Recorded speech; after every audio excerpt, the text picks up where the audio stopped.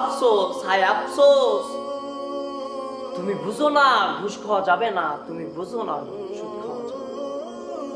হায় হায় ভাই আমার, যখন কিনা কবরের ভিতরে মারা যাইবা, যখন মারা যাইবা কবরে রাখবে, তখন তোমার অবস্থা এমন হবে। শোনো একটা ঘটনা বলি, 1411 হিজরির ঘটনা।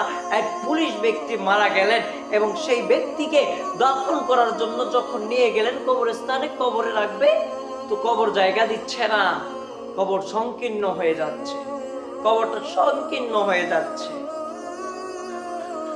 তখন তার পরিবার যারা ছিলেন, পরিবার পরিজনেরা, তারা ভাবলেন কবর খননকারীরা ঠিক মতো কবর খুঁড়তে পারে নাই, খনন করতে পারে নাই, সেজন্য অন্য জায়গায় তৃতীয়বারের মতো কবর খনন করা হলো। ওই জায়গায়ও যখন নিয়ে গেলেন দাফন করার জন্য, কবরটা সংকীর্ণ হয়ে আসে। মানুষ ভয় তটস্থ হয়ে কি করবে না করবে, আবার তৃতীয় খবরটা খুললেন। এত ভয় হওয়ার পরে তৃতীয় নাম্বার কবর খনন করলেন। খনন করার পরে তৃতীয় নাম্বার কবরেও যখন নামাবেন, ঠিক একই অবস্থা, কবরটা এইটাতেও জায়গা দিলেন না, কবর সংকীর্ণ হয়ে গেল। তখন মানুষেরা কি করবে, কি করবে না করবে, আল্লাহর দরবারে দোয়া করে সবাই মিলে, হায় আল্লাহ তোমার এই ব্যক্তিকে মাফ করে দাও আল্লাহ। সব মুসলিম যারা জানাজা এসেছিল সবাই দোয়া। তারপরে চতুর্থ কবর খনন করার সিদ্ধান্ত নিলেন।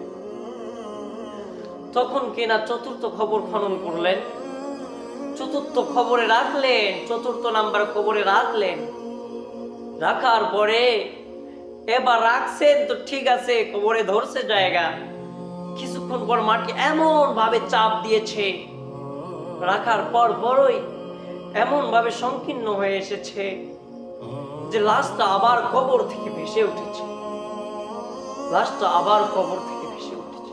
হায় মানুষ। তারপরে পঞ্চম কবর খোঁড়া হলেন, ঠিক একই অবস্থা, কবর জায়গা দেন। তাহলে ভাবে, তুমি ঘুষখোর দুনিয়ায় যখন আছো, এই দুনিয়ায় থাকার পরেও মৃত্যু সামান্য কবরে জায়গা দেয় না, আরো যে কত আযাব বাকি আছে।